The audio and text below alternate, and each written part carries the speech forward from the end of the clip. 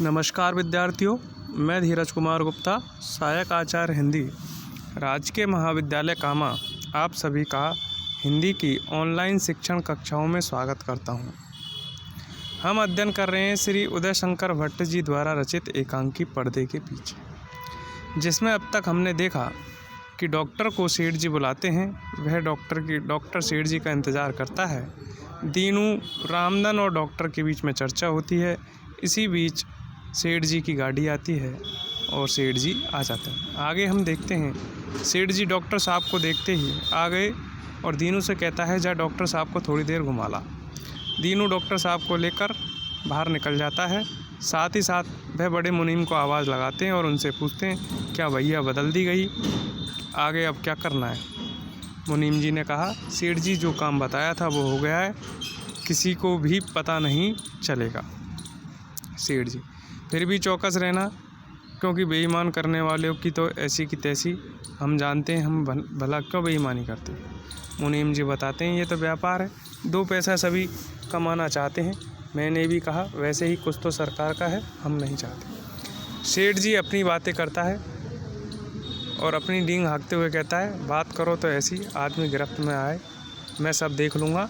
चांदी का जूता यानी भ्रष्टाचार की बातें हैं, रिश्वत चाहिए, ऋषि मुनि भी नहीं छोड़ सके, फिर उनकी तो बात ही क्या।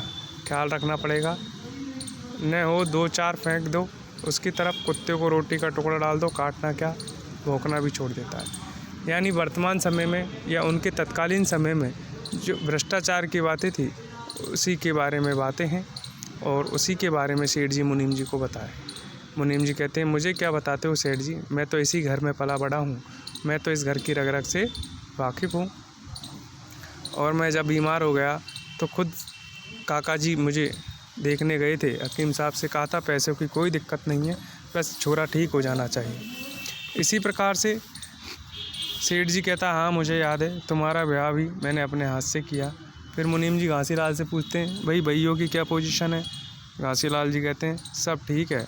सेठ फिर उस डॉक्टर को बुलाता है और कहता है मनी मन उस घासीलाल से कि ये भी बड़ा काम चोर है, काम करने में इसे शर्म वो आता है और तनख्वाह बढ़वाने के लिए यहाँ आ जाता है, लेकिन क्या करें, इसका भी आदमी इनकम टैक्स में है, अभी तो इससे बात करनी पड़ेगी। मुनीम कहता है सेठ जी से, ये जानता बीनता कुछ नहीं है, केवल पशुओं का इलाज कर सकता है, इससे तो लोगों का इलाज होता ही नहीं है। मेरी नौकरानी के बुखार के लिए कहा था, वह ठीक नहीं हुआ, तो मुनीम भी कहता है, मेरी भी नौकरानी जब खांसी से ग्रस्त थी, उसको भी ये ठीक नहीं कर पाया, लेकिन क्या करें, समय की बात है, टाइम तो निकालना ही पड़ेगा।